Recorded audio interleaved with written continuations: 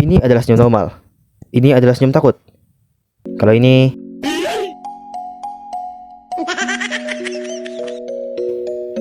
senyum gusar namanya. Tapi gimana kalau senyuman ini? Mau dibilang bahagia, tapi kok terasa creepy. Mau dibilang creepy, tapi dia senyum. Ada beberapa hal yang menyebabkan senyuman ini terasa begitu menyeramkan.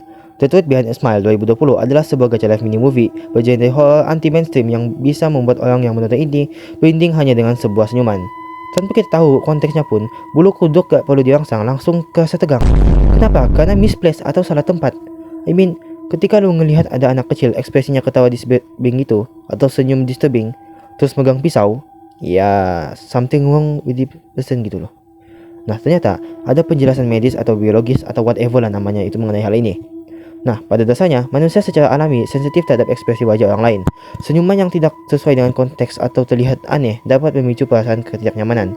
Ketika kita melihat karakter dengan senyuman yang menakutkan, otak kita mencoba memahami apa yang terjadi dan mengapa karakter tersebut tersenyum dengan cara yang tidak biasa. Dalam ilmu psikologi wajah mempelajari bagaimana kita mengenali dan merespon ekspresi wajah orang lain.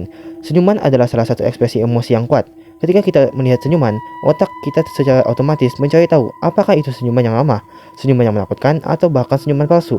Senyuman yang menakutkan, terutama jika tidak sesuai dengan konteks, dapat memicu perasaan ketidaknyamanan dan ketakutan.